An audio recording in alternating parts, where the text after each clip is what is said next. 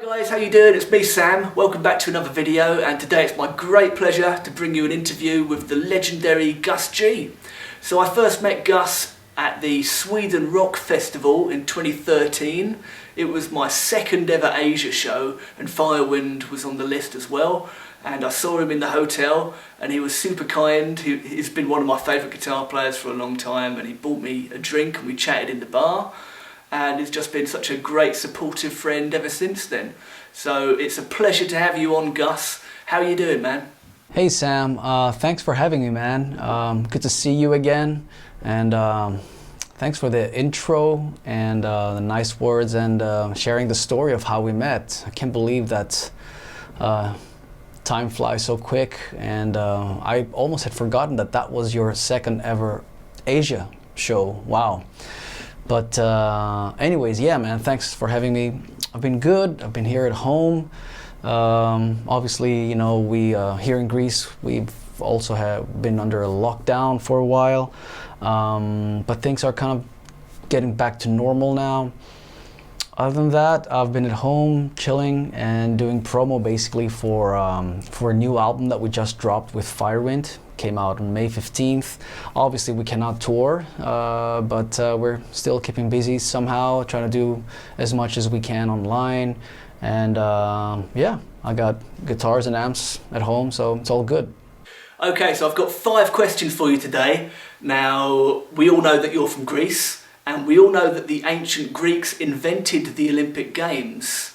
My question for you is, if playing guitar was an Olympic sport, could you give me 3 guitar-based events for the Olympic Games?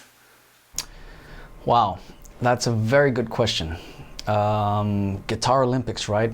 It kind of feels like, especially back in the 80s, it sort of guitar became like an Olympic sport, because everybody was sort of competing of who was going to be the fastest guitar player. I think there was even like some guys that entered for the Guinness. They attempted to break the Guinness record, world record of how many notes per second. So I think one sport would definitely be the whole notes per second. So who holds the record? Kind of like guitar sprinting. Yeah, that's a good title for it. Another one would probably be guitar marathon, which would include the endless jam of improvising, and the winner would be the one who would play the longest solo. And I can think of many guitar players who would want to take that one. And I can think of probably people that would go on for hours and hours. Finally, I would say maybe guitar gymnastics, which could be, I guess, one musical piece where you have to showcase as many techniques as possible and perform them as flawlessly as humanly possible. So yeah, that would be my Guitar Olympics sports suggestion.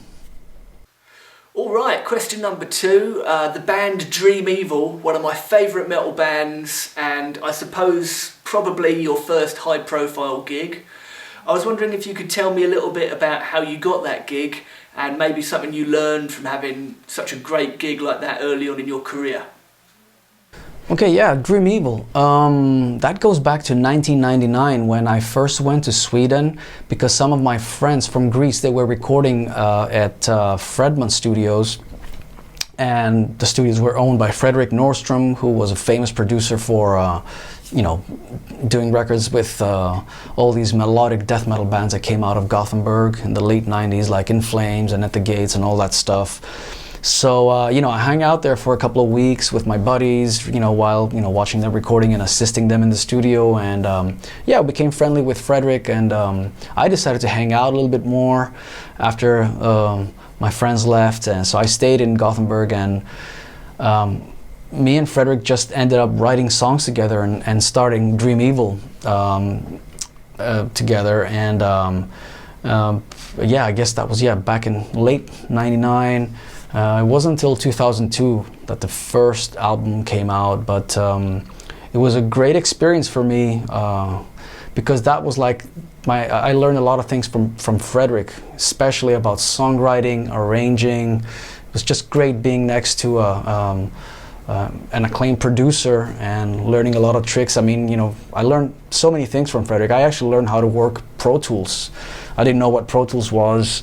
I didn't know what's, you know, all this software was back then. And so he taught me that. He taught me how to do guitar overdubs and, you know, track left and right guitars, or do quadruple rhythms, or do, you know, like harmonies on my leads and stuff, things like that are very important, very common now. But for me back then, I was also a very young guy, was 19 years old. That was like all new to me, and it was so exciting. So yeah, I learned a lot of basic things and great things next to Frederick and through Dream Evil. And the band got to do a lot of cool gigs. You know, the band had instant success in countries like Japan. You know, I got to go to Japan for the first time, and I have great memories of that. So, all in all, a good time. Okay, question number 3. When you were playing guitar with Ozzy Osbourne, you told some incredibly funny stories.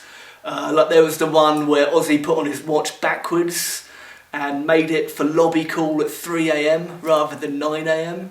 There was the great one with the sleeping pills, and we've seen some amazing footage of you getting sprayed, I assume accidentally, with the foam gun that Ozzy uses to spray the audience. I was just wondering if maybe there was another cool story, or you could share some memorable moments about when you were playing with the absolute legend that is Ozzy Osbourne. Yeah, indeed, a lot of funny stories with him. I don't know, some of it is kind of too naughty to mention here, but one that comes to mind right now was that he actually showed up at my wedding in 2011 on one of the tour breaks. He actually took his jet and flew down to Crete, the Greek island, and he joined us for a couple of days, and, you know, we hung out, and, you know, he was a big honor to have him there, and that's something I'll never forget. And, you know, Ozzy's like a naturally funny guy, so, you know, here's the thing that just popped in my head now. I mean, we were standing here at the altar, me and my wife, in front of the priest getting married, you know, and you know, in Greek Orthodox Christian tradition, you have to drink 3 sips from this wine that the priest gives you, like the blood of Christ or what something. So, and I can hear Ozzy going in the back, well, that's where I'm getting married next time. So he would say stuff like that, stupid stuff like that all the time. So yeah, a lot of great memories with him, you know, on tour and, you know, on stage and off stage, of course.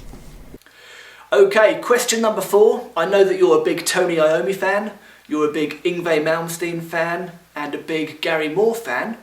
I was wondering if you could tell me one thing that you've taken away from each of those guitar players.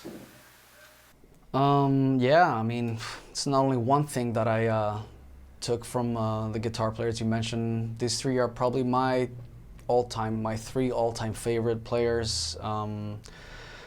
I mean, obviously from Tony Iommi, the riffs, I think he has influenced every guitar player in the world that has ever, you know, liked playing hard rock or heavy metal. So yeah, very inspired by his riffs. Always go back to listen to, you know, the Sabbath records, and, you know, for inspiration that like never ends. As for Yngwie Malmsteen, that's where I got a lot of my my technique and my approach and philosophy to all the technical stuff that I play. That came from Yngwie, without a doubt. Like, you know, my alternate picking and a lot of the legato stuff that I do, and yeah, just I like that energy, that high energy he had early on, especially earlier on the early records. I love that, and yeah, really wanted to incorporate a lot of that stuff, and of course all the neoclassical licks and stuff. As for Garry Moore, I mean, I love his blues records as much as his hard rock records, and you know, me being a metalhead, when I think of blues rock, I instantly think of Garry Moore, because he's just you know, he brought that kind of like that extra bite and that hard rock vibe to the blues basically, and made it really cool, especially for younger kids in my generation back then, growing up in the 90s. So yeah, I think I got a lot of my phrasing from Garry, and the way he bent strings and the vibrato, and yeah, just a lot of the feel, the way he had, he was feeling the notes. Yeah, I definitely got a lot of that from him. Okay, question number 5. I know that when you started playing on a Strat with a Floyd Rose, and when I listened to those early Dream Evil records, I think I can hear some Floyd Rose stuff going on still. But over the last decade or so, you've become known for playing fixed bridge. I was wondering if you could tell us what it is about the fixed bridge that really appeals to you these days.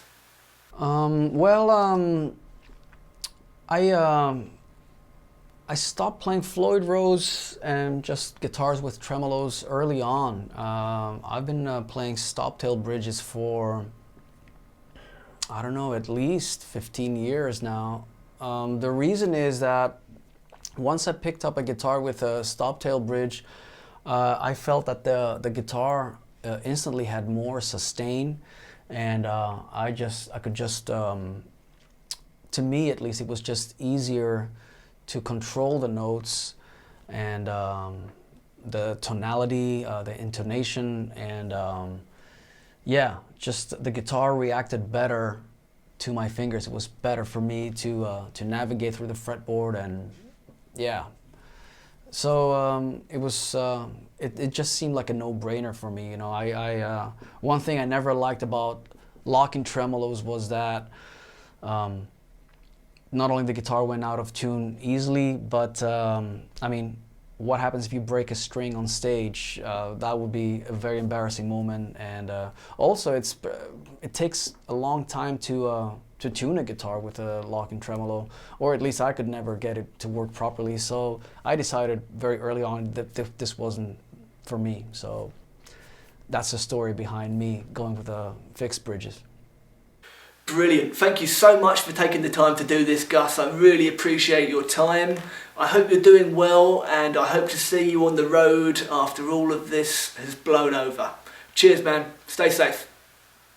Thank you very much, Sam, and same for you and your family, my friend. Hope you guys are keeping safe, and I know you've been doing great out there. I've been watching you on YouTube and all the socials, and you're a hell of a player, and it's good to reconnect here, and yeah, hopefully it won't be too long until we get to hang out again. All right, man.